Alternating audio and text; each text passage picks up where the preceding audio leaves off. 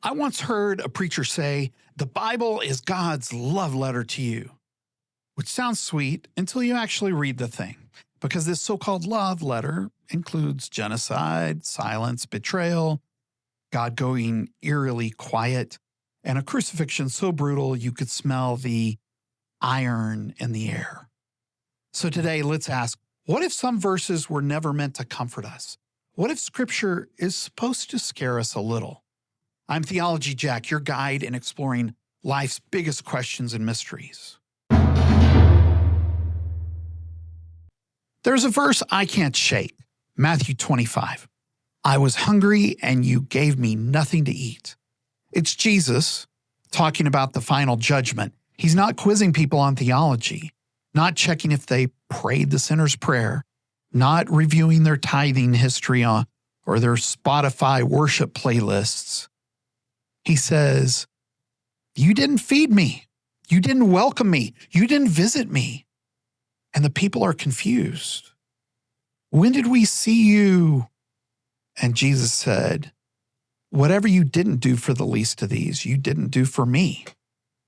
This verse wrecks me because I've walked past unhoused people with my headphones in. I've scrolled past GoFundMe links and rationalized my inaction. And Jesus is basically saying, that was me. You ignored me. Not exactly footprints in the sand, is it? There's another one, Luke 18, the Pharisee and the tax collector. The religious man stands up front, praying, God, thank you that I'm not like those people. And the tax collector, he won't even lift his eyes. He just pounds his chest and whispers, God, have mercy. Jesus says he's the one who goes home right with God, not the guy with a theology degree, not the church volunteer, not the one with the Bible verse in his bio. And here's the kicker. He's not telling this to atheists. He's telling it to the righteous, the church crowd, the insiders. It's a parable for the people who think parables are for other people. That should scare us. Because what if we're not the heroes of those stories? What if we're the Pharisees with Instagram followings? What if we're the goats, not the sheep? What if we're the elder brother sulking outside while God throws a party for the prodigals?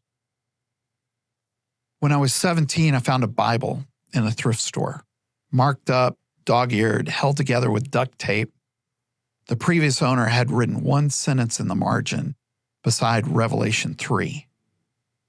You say you're rich, but you're blind. That verse, it's Jesus talking to the church in Laodicea. He says, you're neither hot nor cold. You're lukewarm, and I'm about to spit you out. The Greek word there is emeo. It means vomit. Jesus literally says, you make me want to throw up. This is not sweet. This is not sweet, Swedish Jesus holding lambs. This is God disgusted by apathy, by comfort disguised as holiness. It's brutal. It's visceral. It's honest. And it should make us all sit up in our pews. Here's the thing. We've domesticated the Bible, turned it into motivational quotes and mug decals. We cherry pick the verses that make us feel safe. Plans to prosper you. Peace that passes understanding. All things work together. But skip the context. Ignore the blood, and you lose the edge. You lose the invitation because the Bible isn't supposed to be a security blanket. It's a scalpel, a mirror, a warning label wrapped in poetry. And some verses, they're meant to wake us the hell up. Let's take Amos. Nobody reads Amos. You're not going to find it on Pinterest boards. But in Amos 5, God goes off. I hate your religious festivals. I despise your assemblies. Even though you bring me offerings, I will not accept them. And then the famous line, let justice roll down like waters and righteousness like a mighty stream. Sounds beautiful, but it comes after God says, shut up your singing. I'm not listening. Imagine that. God saying, your worship songs make me nauseous, because the people were singing while ignoring injustice, praising God while exploiting the poor. Amos wasn't writing to pagans. He was writing to believers, to the Sunday crowd. That should terrify us. There's a pattern here. The scariest scriptures aren't about atheists burning in hell. They're about believers who thought they were safe, religious people with calloused hearts, leaders who weaponize God. Ezekiel 34, God says, woe to the shepherds who feed themselves instead of the flock. I'm against you. He literally says that. I'm against you. That's the kind of verse you skip in your daily devotional, but maybe you shouldn't. Because what if God's anger isn't against sinners, but against the systems that keep them down? What if God's wrath isn't fire and brimstone, but a holy refusal to let oppression slide? That's not less terrifying, that's more. Here's where things started to shift for me. I stopped asking, what does this verse mean? And started asking, what is this verse trying to undo in me? Because some scripture isn't there to comfort. It's there to confront. Like Jonah, it's not about a fish. It's about a prophet who hated his enemies so much, he'd rather drown than forgive. God sends him to Nineveh. He runs, ends up in the belly of the sea. God spits him out. He goes, preaches, and Nineveh repents. The revivalist's dream, right? But Jonah's pissed because deep down, he wanted his enemies destroyed. And God says, should I not be concerned? That's it.